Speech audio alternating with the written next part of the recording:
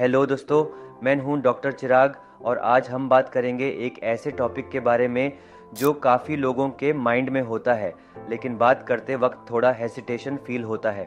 हाँ, आज हम बात करेंगे ओरल सेक्स के बारे में और स्पेसिफिकली एक इम्पॉर्टेंट क्वेश्चन के बारे में, टू स्पिट और टू स्वॉलो। ये एक कॉमन क्वेश्चन है जो ऑलमोस्ट हर किसी के माइंड में होता है जब वो पहली बार ओरल सेक्स का एक्सपीरियंस करते हैं। तो चलिए इस टॉपिक को समझते हैं थोड़ा और डिटेल्ड तरीके से। सबसे पहले ओरल सेक्स को समझना ज़रूरी है। ओरल सेक्स में एक पार्टनर दूसरे पार्टनर के जेनिटल एरियाज को अपने माउथ या टंग से स्टिमुलेट करता है। यह एक बहुत इंटीमेट एक्ट है और हर किसी की पर्सनल कंफर्ट और प्रेफरेंसेस अलग होती हैं। ओरल में बॉडी फ्लूइड्स जैसे स्पर्म और वैजिनल फ्लूइड्स का एक्सचेंज होता है। यह एक्सचेंज आपके डिसीजन को डायरेक्टली इम्पैक्ट करता है जब बात आती है स्पिट और स्वॉलो के क्वेश्चन की। जब हम ओरल की बात करते हैं तो सबसे पहले यह समझना ज़रूरी है कि एजैक्यूलेशन के दौरान क्या होता है। एजैक्यूलेशन में स्पर्म और सेमेन रिलीज होते हैं। सेमेन एक मिक्सचर होता है, इसमें प्रोटीन्स, शुगर्स और फ्लूइड्स होते हैं जो स्पर्म को फर्टिलाइज करने में मदद करते हैं। ये फ्लूइड्स जनरली सेफ होते हैं, लेकिन अगर कोई partner sexually transmitted infections STIs से इन्फेक्टेड है तो ये फ्लूइड्स STIs को ट्रांसफ़र कर सकते हैं। इसलिए सेफ सेक्स प्रैक्टिसेस और हाइजीन का ध्यान रखना बहुत ज़रूरी है। चलिए पहले स्पिटिंग के बारे में बात करते हैं। स्पिटिंग का मतलब है कि आप सेमेन को माउथ में रख कर फिर स्पिट कर देते हैं।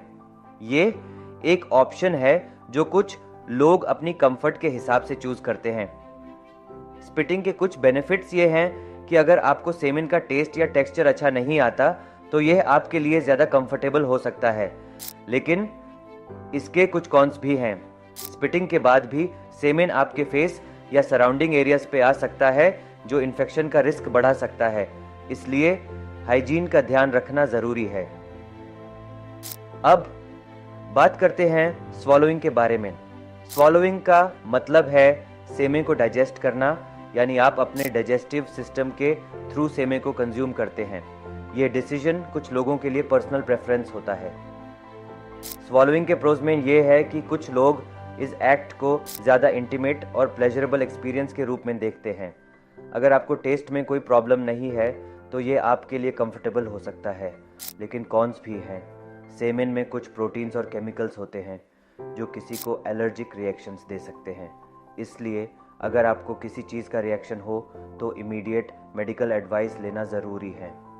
ये डिसीजन लेने से पहले एक बहुत इम्पॉर्टेंट चीज़ है जो हमें समझनी चाहिए। STIs यानी सेक्सुअली ट्रांसमिटेड इन्फेक्शंस। ओरल भी एक मीडियम हो सकता है STIs के ट्रांसमिशन का। HIV, हर्पीस, गोनोरिया और सिफिलिस जैसे इन्फेक्शंस ओरल सेक्स के थ्रू ट्रांसफ़र हो सकते हैं, इसलिए अनप्रोटेक्टेड ओरल हमेशा STI रिस्क होता है।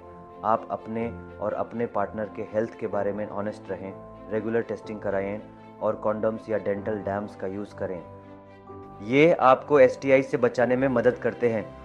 तो ये डिसीजन स्पिट या स्वॉलो पूरा आपके कंफर्ट लेवल और पर्सनल चॉइस पर डिपेंड करता है। हर इंसान का बॉडी का रिएक्शन अलग होता है और आपको अपने प्रेफरेंसेस के हिसाब से अपना डिसीजन लेना चाहिए। सबसे ज़रूरी बात यह है कि आप अपने पार्टनर के साथ ओपन और ऑनेस्ट कम्युनिकेशन करें, अपनी बाउंड्रीज सेट करें और सेफ सेक्स प्रैक्टिसेस को फॉलो करें। तो दोस्तों, ये था हमारा आज का टॉपिक। तो स्पिट और टू स्वॉलो, यह डिसीजन आपको अपनी कंफर्ट, हाइजीन और सेफ्टी के हिसाब से लेना चाहिए। अगर आपको कोई डाउट्स हो या कोई क्वेश्चंस हो तो कमेंट सेक्शन में ज़रूर लिखिएगा। मैं कोशिश करूँगा उनका जवाब देने की। अगर आपको ये वीडियो हेल्पफुल लगा हो तो लाइक और शेयर करना ना भूलिए, और अगर आपने हमारे चैनल को अभी तक सब्सक्राइब नहीं किया तो सब्सक्राइब करना ना भूलिए।